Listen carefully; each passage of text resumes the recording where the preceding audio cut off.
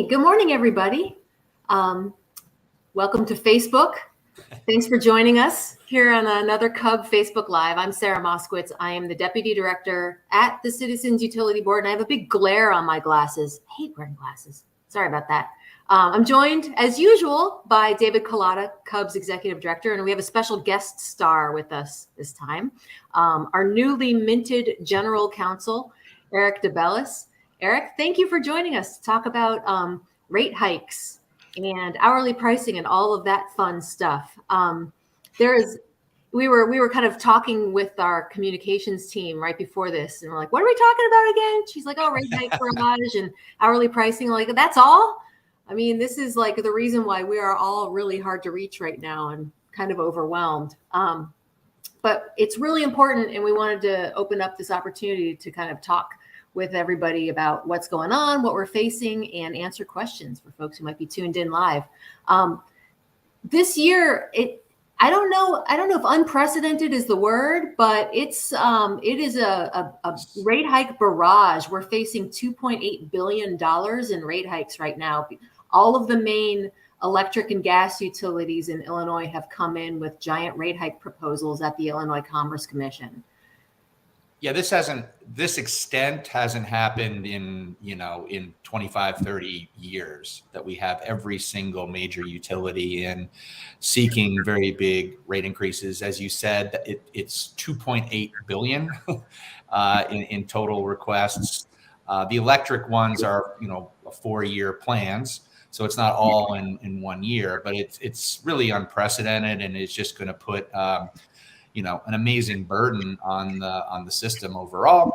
But we're going to do everything we can to fight back and reduce these requests to the bare minimum that they can possibly justify. And when Dave says yeah, he's talking about Eric. Eric, that's right. Sarah and I, we're going to be doing Facebook Lives talking about this. Right. But Eric's going to have to do it. So there you go. How are you going to do that, Eric? Thank you in advance. Yeah. Well, we're intervened in all of these cases. We've retained expert witnesses, serving discovery as we speak. I'm actually working on some discovery requests before we started this call. We're going to be folks will be seeing our updates about the issues that we'll be going after, but these rate hikes are exorbitant, to put it lightly.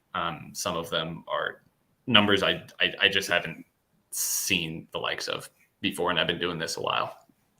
One thing we can add here, though, is that CUB's going to be doing a lot of heavy lifting, but we do have partners, right? We're part of the Illinois Clean Jobs Coalition, and we know that a number of member organizations of the CJC will be intervening in the cases.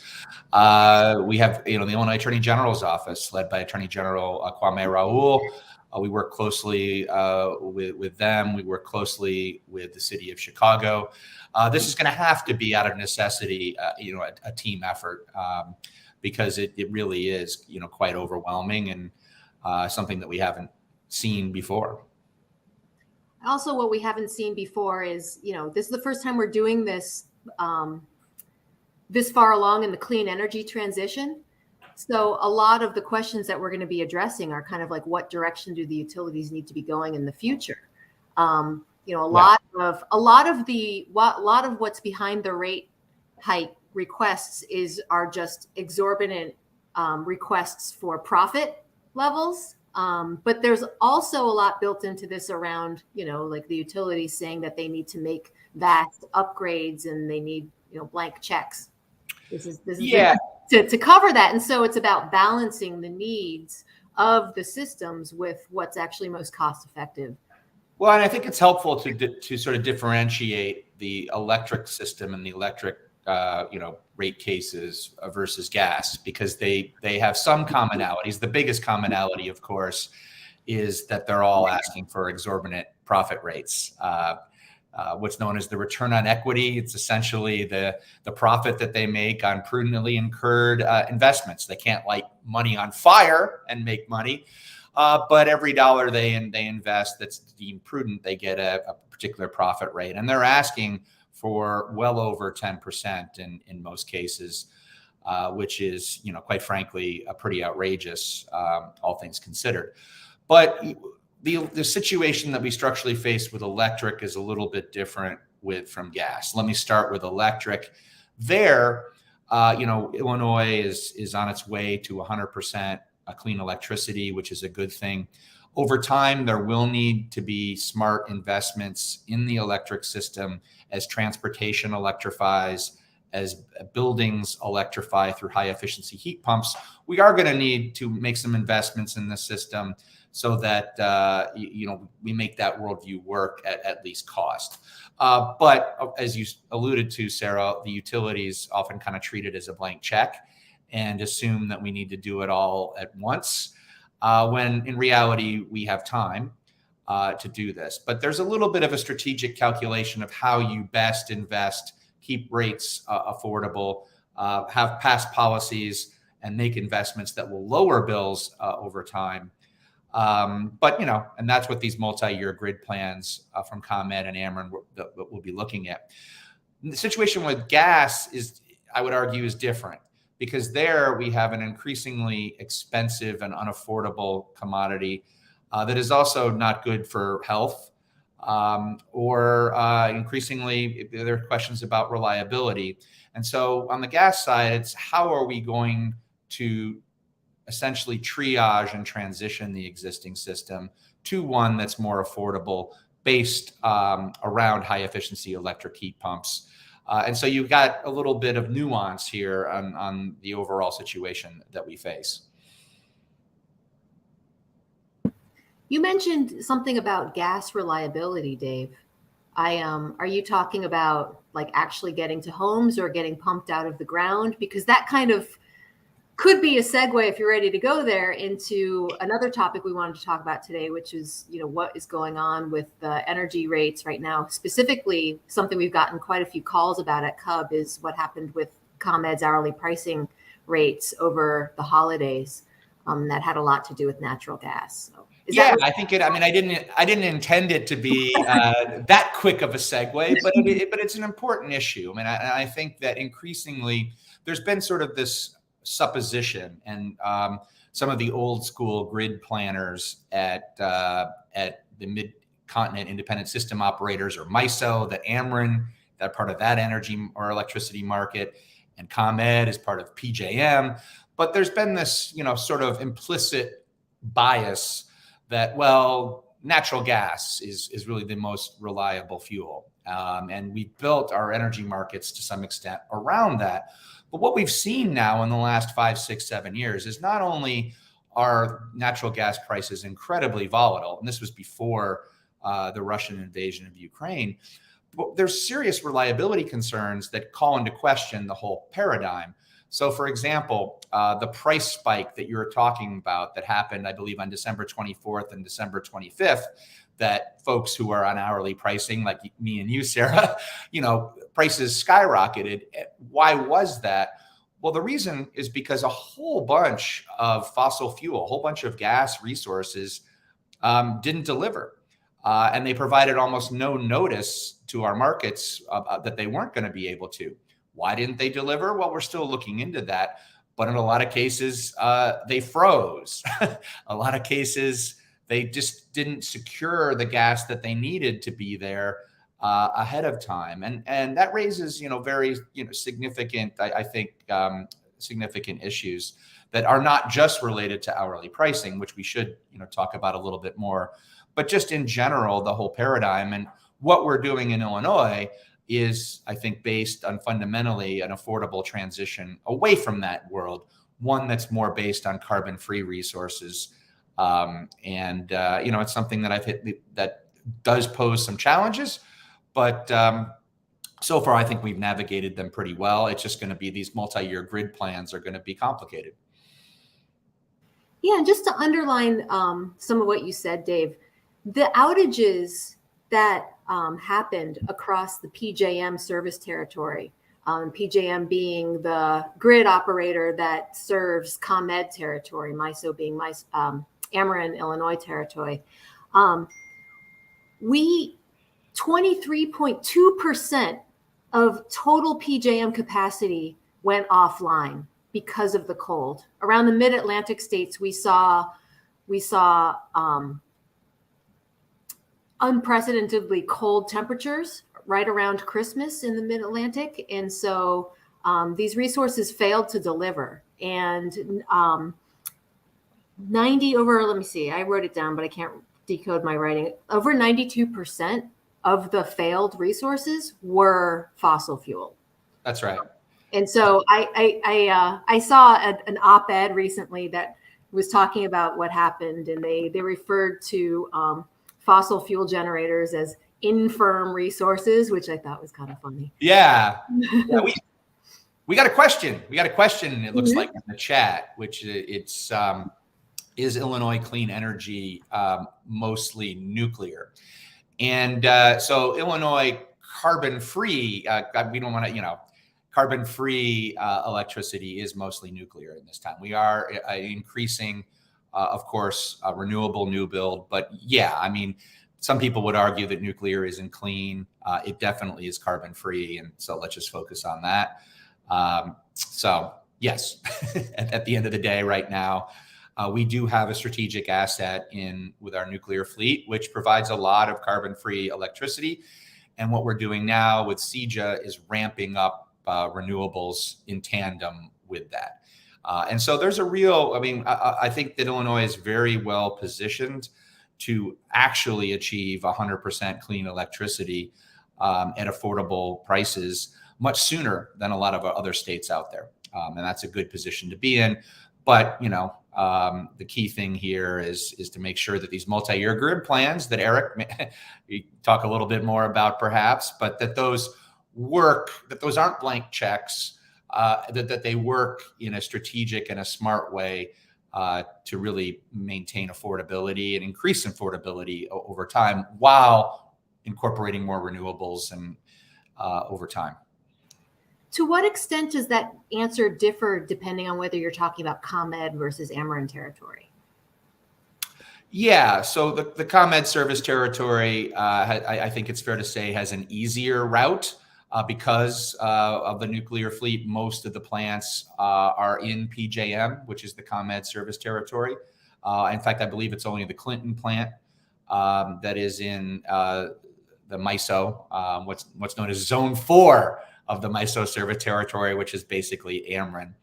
But it's still possible in Ameren as well. I do think that we will hit our goals. But the key thing here is we have to make sure that we're really planning for this in the right way. And these multi-year grid plans, this is a new regime, kind of a new rate-making regime that we're entering into. And the work that Eric and his team and others, organizations that we'll be working with is incredibly important that we get it right. Because we have to make sure that it's affordable, and we have to make sure that the investments, utilities tend to have an incentive just to spend money. What we want them to do is make targeted investments that will result in bills being lower overall. That can be done, but it's a challenge. And that's the challenge I know Eric is up for, and our expert witnesses will be helping out. I just saw another question pop up in the chat, and thank you for that. I mean, are you a plant? Because that's a really good question, and that's actually something that we're working on. It's are you going to be starting a program to switch to electricity from gas like Solarized Chicagoland?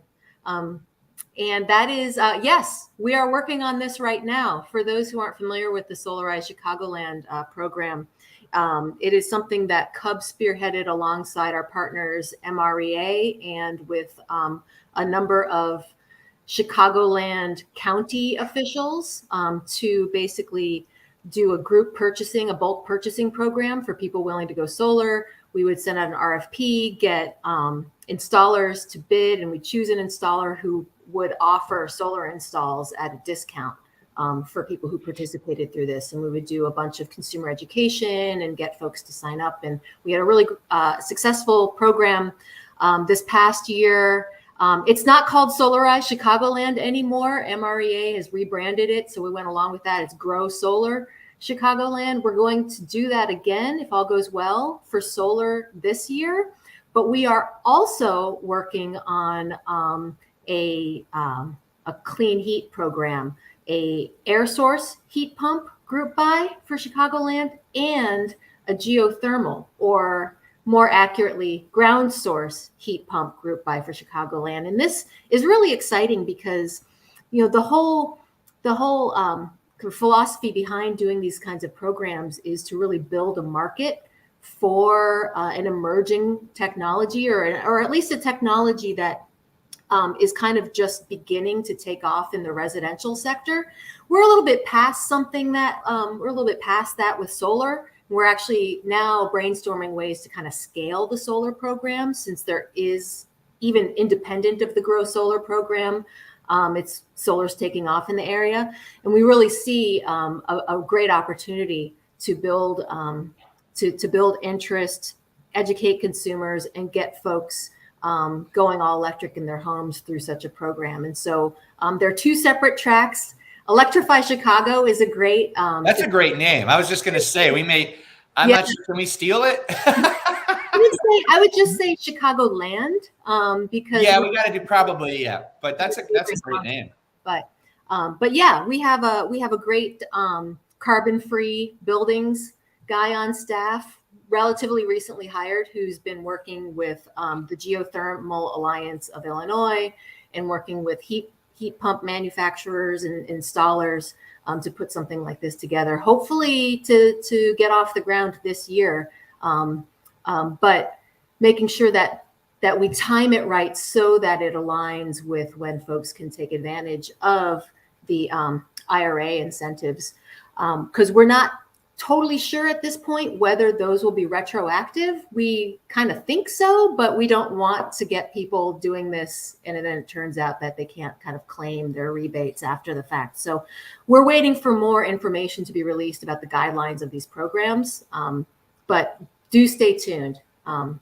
It's exciting. We're doing a lot of work on building electrification. In addition to what Sarah was just talking about, we're very active, and we're hoping to get across the finish line here in the city of Chicago, an ordinance that would set an emissions rate for new construction that's similar to what New York City has passed, and Los Angeles and Boston, to really, encourage electrification of buildings and provide new options, for consumers. Because heat pump technology continues to improve. It's getting cheaper and cheaper and better and better. Meanwhile, with fossil fuel heat, it's quite expensive. We have an affordability crisis, especially in the city of Chicago. And there's more and more science coming out that it's not good for your health either. So there's a lot of stuff going on at the city. In addition, it looks like, we're working closely with the Geothermal Association, but also we hope here with labor. We're going to be introducing a bill that would do some ground source heat pump pilots, so geothermal pilots in the state. So big, very important area, and certainly the big incentives that were in the Inflation Reduction Act can only help here. And CUB, meanwhile, is doing a lot of consumer education around this. Solar and now electrifying homes are very hot topics for groups that want us to come out and give presentations. If you're with a group that wants us to talk about this stuff, we'd happy to do it. We also have some of these presentations recorded, and you can access it on our website. But we also pride ourselves on being responsive. So if you ever have a question about your own situation, you're welcome to give us a call. We do have experts on hand who can kind of tell you the latest that we know about how this might work in your specific situation. And also it helps us kind of learn what folks are concerned about and what your questions are, so we can study up and make sure that we're able to answer those questions. And then finally, our website, citizensutilityboard.org, has a lot of information, possibly an overwhelming amount of information. We have a guide to the IRA, what we know about the IRA, Inflation Reduction Act at this point. We have a guide to heat pumps, home electrification. We have multiple fact sheets about rooftop solar and community solar and Illinois' income qualified solar program, Solar for All. But I know it's a lot. And so I always welcome people to check our calendar and attend one of our online or in-person webinars and ask your questions then, or email us, call us. If you call us, you probably have to leave a message.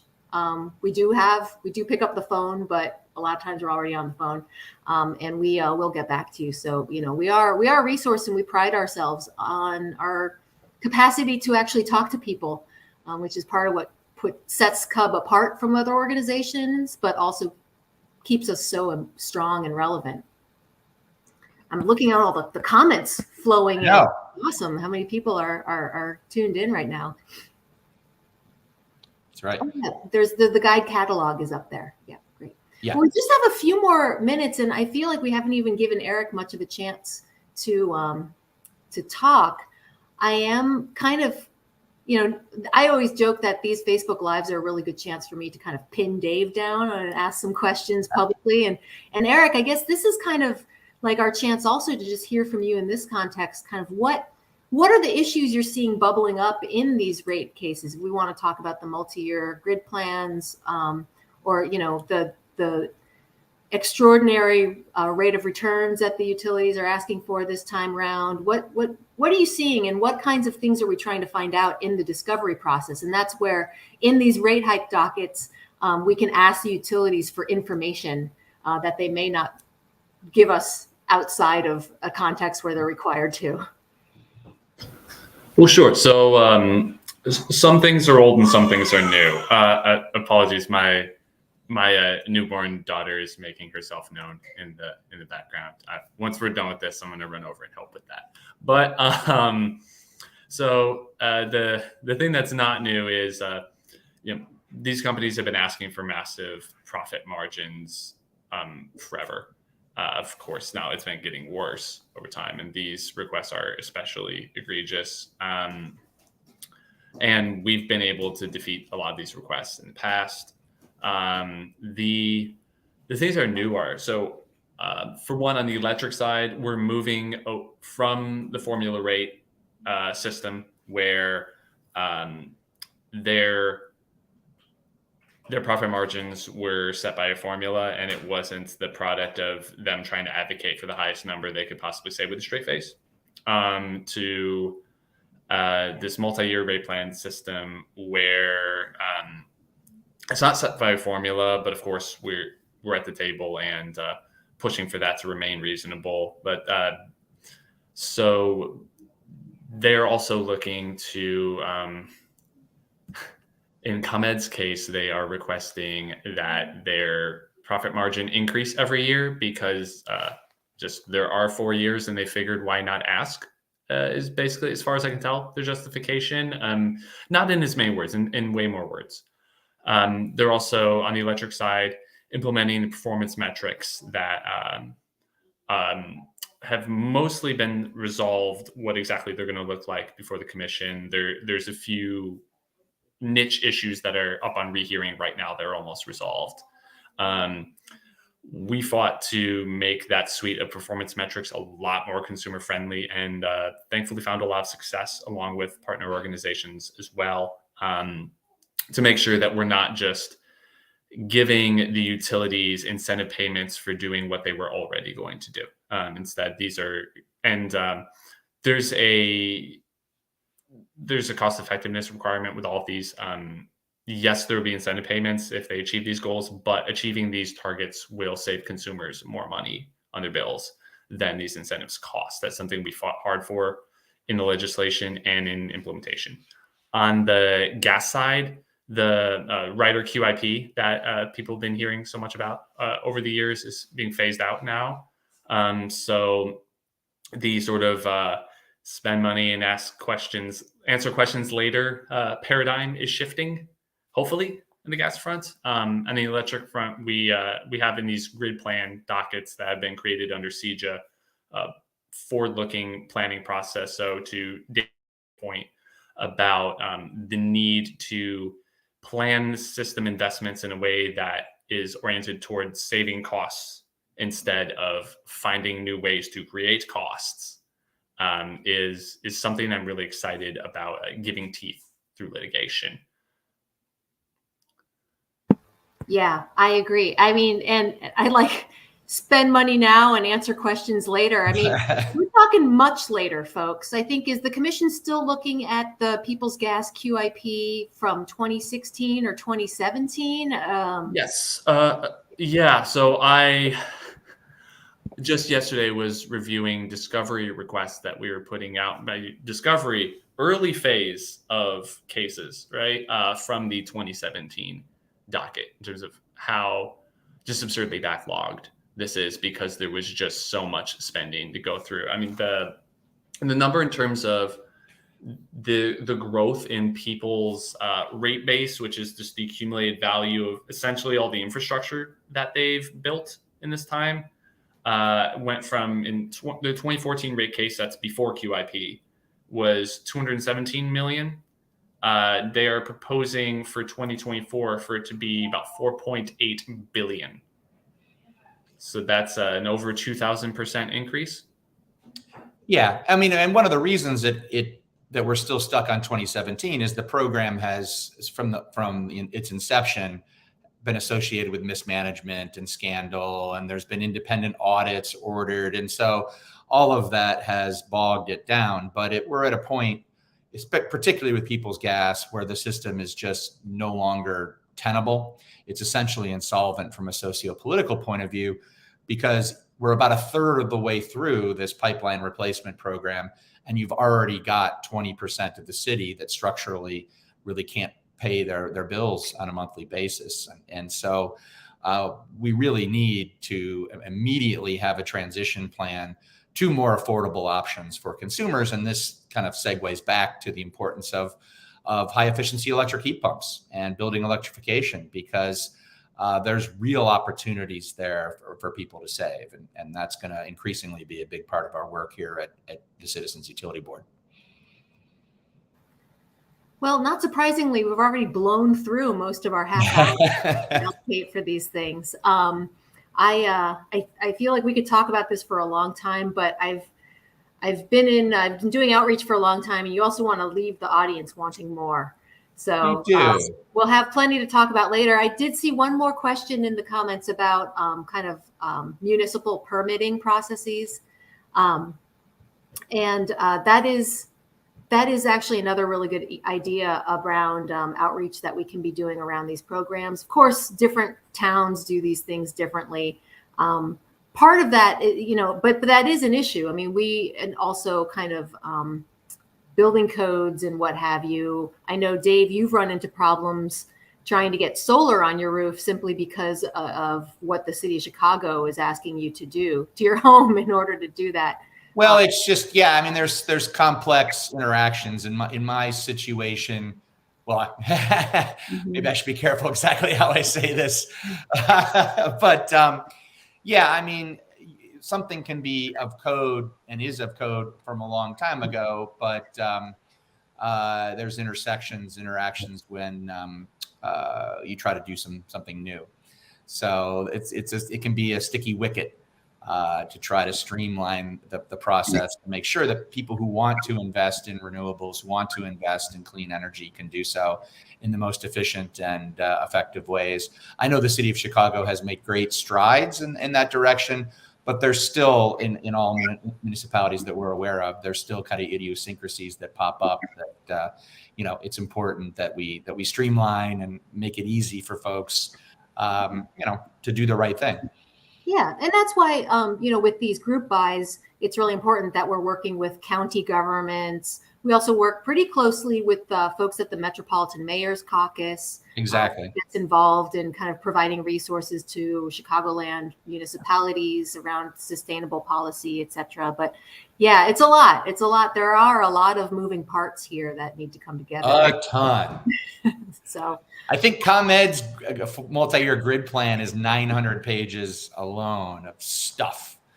So there's a lot of these are, and that's just only one thing we're involved in. There's a lot of complicated issues here. It makes it kind of fun, I mean, intellectually, I've always found it interesting because But yeah, it's a lot of work, and we certainly appreciate the support from our members and for the community. Because yeah, without that's where our strength comes from. It's you. So we appreciate it. Indeed.